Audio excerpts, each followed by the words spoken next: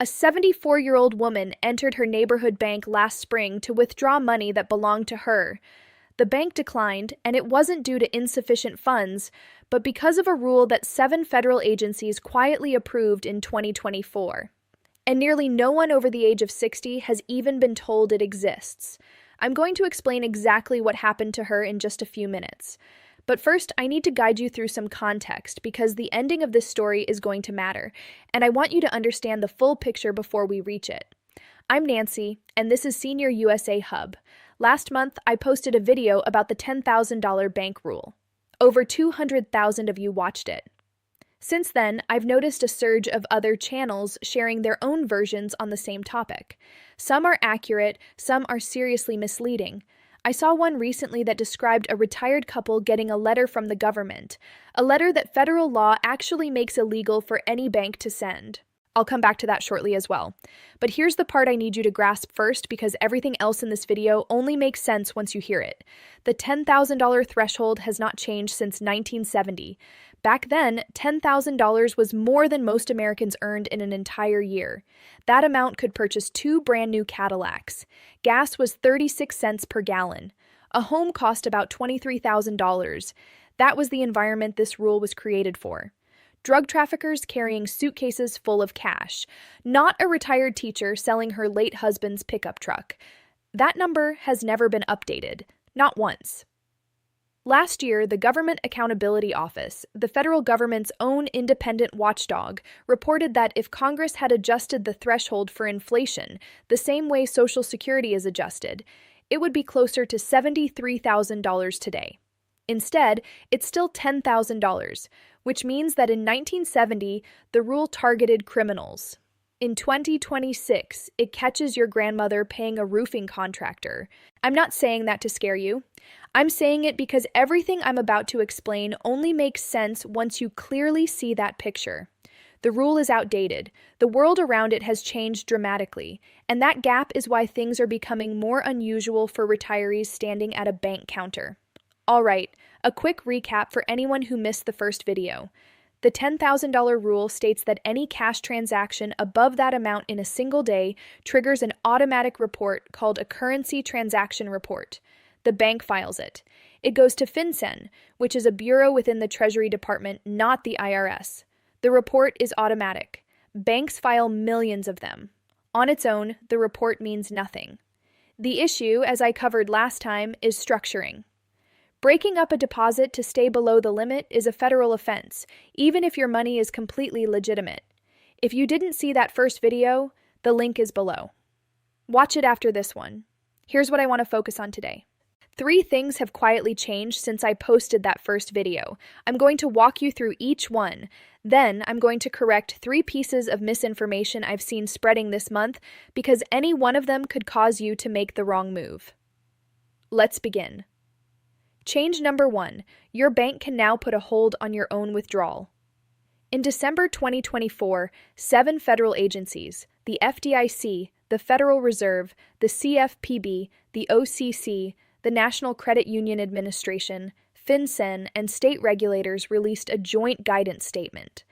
That statement advised banks that they are encouraged to place holds on transactions when they suspect an older adult may be experiencing financial exploitation. Depending on your state, that hold can last anywhere from 15 days to 45 days. Florida law allows up to 45.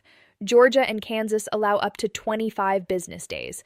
Other states have their own specific rules, and here's why this matters. More than $27 billion in suspicious activity tied to elder financial exploitation moved through the banking system in a single year, according to FinCEN's own data. The holds are meant to prevent scammers from draining accounts belonging to seniors. That's the positive side of this story. Now let me share the story I mentioned at the beginning. I'm going to call her Margaret. Margaret isn't one specific person. She's a composite created from situations I've encountered, put together so you can clearly recognize the overall pattern. Last spring, a storm passed through her area and damaged part of her roof. A contractor came to her door a few days later, inspected the damage, and said he could fix it for $18,000 in cash. Margaret had the money. She had been saving it for years. She went to her bank to withdraw it. The teller called the branch manager. The manager brought Margaret into a private office and started asking questions. Who is this contractor? How did you find him? Has he been to your home before? Did he ask specifically for cash? Then the manager said, I'm sorry, ma'am, but under our updated procedures, we're placing a hold on this withdrawal for 15 days while we review this. Margaret was furious, and honestly, that reaction makes sense. She kept saying, this is my money, I earned it, I need it now. And every word of that was true. Here's where the story shifts. About a year earlier, when Margaret opened a new certificate of deposit at her bank, an employee had asked if she wanted to add a trusted contact to her account. She listed her son, just a name and phone number on a simple form, 5 minutes of her time. Most seniors don't even know this form exists. During the 15-day hold, the bank contacted her son. He asked a few questions, and within 20 minutes, it became clear that the contractor had changed his price 3 different times, had no business license anyone could verify, and had told Margaret he only accepted cash because the IRS was after him. It was a scam. The roof wasn't even damaged the way he claimed. Margaret would have handed over $18,000 to someone she would never see again. The hold prevented it. Her son stepped in. She kept every dollar. But consider the alternative version of that story. The version where the contractor was legitimate, where Margaret was simply paying for real work on her actual roof, and the bank held her money for 15 days with no trusted contact available to resolve it quickly. That version is happening to retirees somewhere in this country every single day. The difference between those two outcomes is one form, one name, one phone number. We'll return to that form. Keep it in mind. Change number 2. Venmo, Zelle, PayPal, Cash App. About a third of the messages I received after my first video were some variation of this. I heard the IRS is now monitoring every payment over $600 on Venmo, so I stopped sending birthday money to my grandkids. Listen carefully. That is incorrect, and I don't want anyone stopping support to family because of something they saw online. Here's what actually happened. For several years, there was a proposal to lower the reporting threshold on these platforms to $600. That proposal kept getting delayed. Then in 2025, Congress passed legislation called the One Big Beautiful Bill Act that completely reversed it for 2025 and beyond. Venmo, PayPal, and Cash App only report to the IRS if you receive more than $20,000 and complete over 200 transactions in a year, and only for payments categorized as business-related. Personal payments between family and friends are not reported as income. Zelle doesn't send those forms at all because it operates through direct bank-to-bank transfers. It's not a third-party processor like the others. So if you send your granddaughter $300 for her birthday, it's not appearing on any IRS income record. If your son sends you $5,000 through Venmo to help with a medical bill and marks it as personal, that's not on any IRS income record either. Continue supporting your family. The $600 rule never took effect. I know this is a lot. Stay with me. The protective steps at the end of this video are things you can apply this week, and they tie everything together. Change number 3, the pattern detection software inside your bank has become much more advanced. And this is the one costing everyday people real money, not because of a new law, but because of software upgrades almost no one is discussing. Let me tell you about Terry Deco. Terry owned a small grocery store in Fraser, Michigan, and operated it for 3 decades. He was in his 70s. In 2013, the IRS seized about $35,000 from his business account. Not because he did anything illegal, but because his deposit pattern resembled structuring to their software. Terry had an insurance policy that limited cash coverage to $10,000, so he deposited below that amount. An algorithm flagged it. The government took his money. It took 2 years of legal work and help from a public interest law firm called the Institute for Justice to recover it.